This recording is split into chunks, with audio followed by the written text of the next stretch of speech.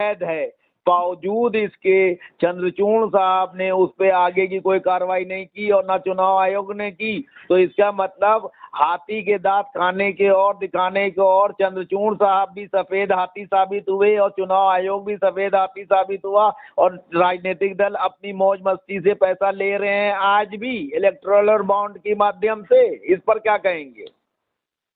हम सब दुष्ट हैं, राजनेताओं के चरण सेवक हैं, अपने अपने हितों को साध रहे हैं। ये इस देश का दुर्भाग्य है।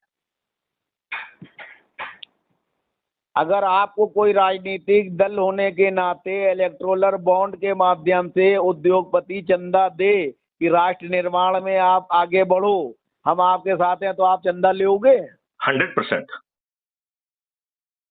100%। हमें धन की आवश्यकता है, हम तो गरीब व्यक्ति से भी ले लेंगे, भिखारी से भी कहेंगे भैया तू ही 10 रुपए दे दे यार, क्योंकि तुम्हारा कोई स्वार्थ नहीं है। इन दुष्टों के तो स्वार्थ है, अडानी अंबानी के तो स्वार्थ है। तो निस्वार्थ व्यक्ति तो सबसे ज्यादा भिखारी है कि वो कह रहा है कि चलो भैया मुझे 2 रोटी मिली, 1 रेट तू खा ले, तू भी भूखा है।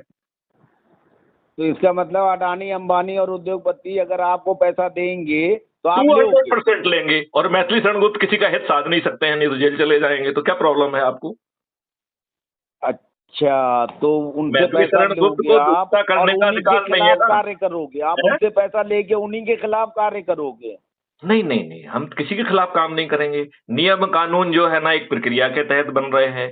हाँ, उसमें हमको दुष्टता करने का अधिकार नहीं है। तो मैं तो एक असहाय, यदि आप राज साहिल जी, यदि आप नंबर 1 आकर देश के प्रधानमंत्री बनेंगे तो आप दुष्टता के लिए तो असहाय होंगे, आप दुष्टता नहीं कर पाएंगे। मैं क्या कह रहा हूँ, नियम कानून के तहत तो अडानी को पोर्ट और एयरपोर्ट नहीं मिलना है मान लीजिए, और उन्होंने आपको 100 करोड़ रुपए दिए हैं, तो उस स्थिति में आप क्या करोगे? आपकी नैतिकता क्या कहेगी कि इस आदमी से मैंने पैसा भी लिया? मैं तो ये कह रहा हूँ कि मैथिली शरण गुप्त को दुष्टता करने का हक नहीं होगा, क्योंकि वो प्रक्रिया में आपकी बात टिक ही नहीं पाएगी, नंबर 1। अच्छा, 5 चरणों में रिफाइनमेंट है, वो हवा में उड़ जाएगी। दूसरी बात, इतनी ट्रांसपेरेंट प्रक्रिया के तहत मैथिली शरण गुप्त में हिम्मत नहीं होगी, और जो देने वाला होगा वो इसलिए नहीं देगा कि मेरे हित साधो, वो देगा कि हम देश निर्माण में हम भी चाहते हैं कि 5 मौलिक अधिकार और 21 महालक्ष्यों वाला ऐसा भारत मिले जिसमें हमें टैक्स ना देना पड़े, जिसमें हमें जो है ना बिना उसके हम इंडस्ट्री खोल पाए, बिना धन के, जहां हमें ट्रेंड मैन पावर, वो भी पोटेंशियल का ट्रेंड मैन पावर हमें अपने काम करने के लिए मिलेगा। तो वो अपने हितों के साधने के लिए नहीं, देशभक्ति के उसमें आगे बढ़ेगा। वो अडानी और अंबानी भी बदल जाएंगे,